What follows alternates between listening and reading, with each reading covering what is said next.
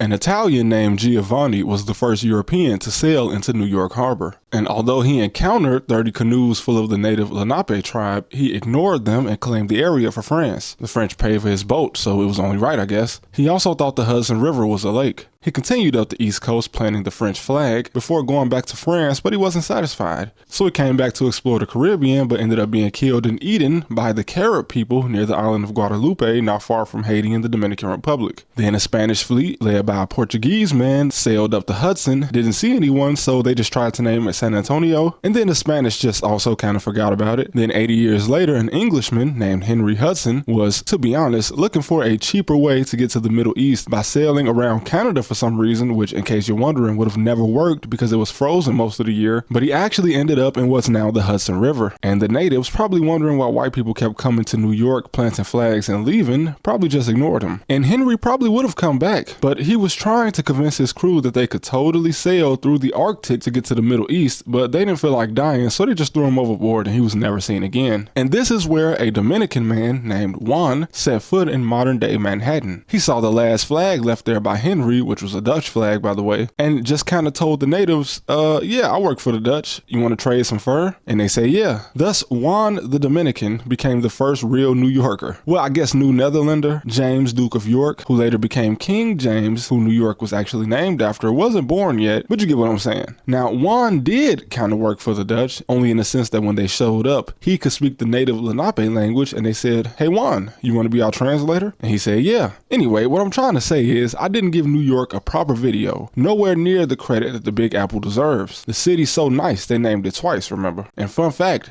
Gotham, you know, the city from Batman that's obviously based on New York, is a much older name than any comic book. The name Gotham actually comes from a joke some New Yorkers made in a comedy from the early 1800s, which was based on the legend of the wise men of Gotham, called wise because they played stupid. You see, in England back in the day, any road the king traveled on had to be made into a public highway. The king was on his way to Gotham, a village in Nottinghamshire, England, but the people of Gotham didn't want a public highway running through their village, so when the king's royal messenger arrived to announce the king's planned visit, the people of Gotham just pretended to be too stupid to understand what they were trying to say. Thus the king, King John, decided to avoid Gotham altogether. But moving on to the importance of New York as a trendsetter, unfortunately, drill music spread into other cities just makes it look to outsiders like other cities are copying Chicago, when in fact, Chicago used to copy New York. I had a cousin who had the chance to travel the world at a young age back in the 90s and early 2000s, and he noted that no matter where he went, the accent most people faked in order to look cool was the famous New York accent, which just might be the best one we have to offer in America, honestly. The entire Midwest followed the Timberland wave, which they still follow today, and we know where the popularity of Timbs came from. Not sure if Timberlands are as popular in other countries, but besides the kicks, did you know that as many as 800 languages are spoken within New York City alone, making it the most linguistically diverse city in the entire world? Yeah, B, my son speak all kind of languages, you heard? I'm sorry. It's also ironic that despite being the most diverse city in America, it's also the only one of the 5 largest cities to have an English name. Los Angeles obviously being Spanish for the angels. Chicago comes from the French trying to pronounce the Miami, Illinois tribe's name for the area, Secaqua, which the French just kind of butchered and called it Chicago. It's the name of a type of vegetable, by the way. Houston, which comes from the lowland Scottish name for the original Houston in Scotland, named after Texas legend Sam Houston's ancestor, Sir Hugh of Scotland. And Phoenix, which is just the Greek word for a bird that bursts into flames before being reborn in the ashes. But back when the Italians still ran Chicago, New York was busy creating this thing called hip-hop, which started with freestyle in their block parties, which were also invented in New York City. Obviously, other countries were doing this before New York, but during the First World War, the New Yorkers would get together on each block to sing and hold a parade for each guy on the block that had gone off to war. Now, how beautiful is that? Technically, holding a block party was illegal at the time, but the cops were just New Yorkers too, so of course they looked the other way, and thus it became a tradition.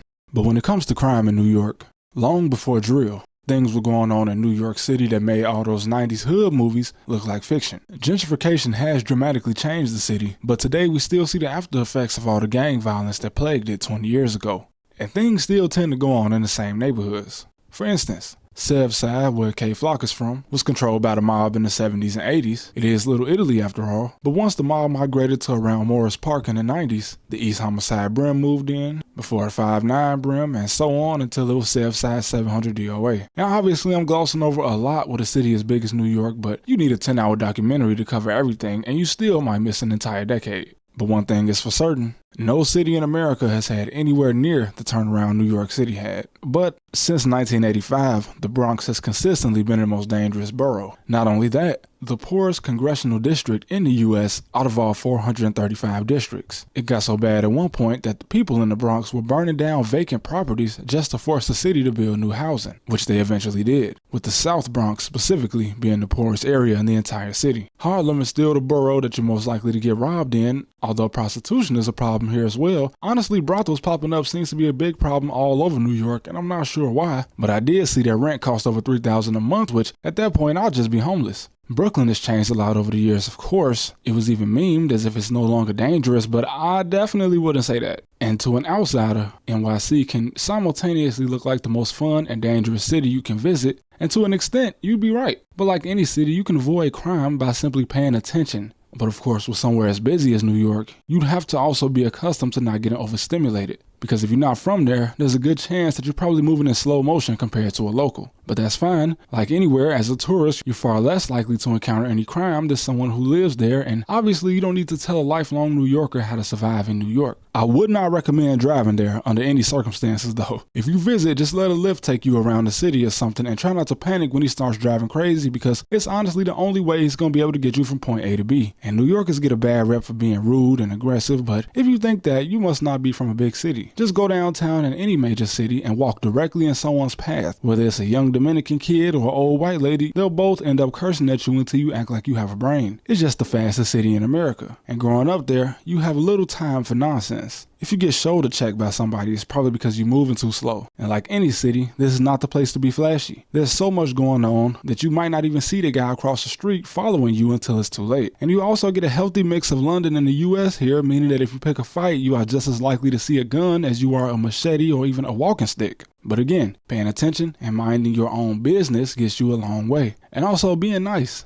Show some respect to the average New Yorker, and you have a friend for life, or at least until you leave. Remember, nothing brings a community together like fearing for your life. I can tell you the one difference when you visit New York versus Chicago. You should probably trust a New Yorker to be actually a reliable guide, as they'll usually be straight up with you. Whereas in Chicago, every block you go on, somebody will tell you, you straight over here with me, ain't nobody gonna touch you, till y'all both get shot. Point being, I love New York, and you should too. If you haven't been here, don't let the small town people on the internet that can't even wrap their head around such a place discourage you from visiting, because I promise it's genuinely the most American experience you can have. If you want to see what the phrase America is a melting pot means, come to NYC. Our country wouldn't have ever been the innovator or trendsetter that it has been historically without a place like New York. So long live Juan the Dominican, long live Henry Hudson, the Harlem Renaissance, and God bless New York, New York. The city's so nice, they did in fact name it twice.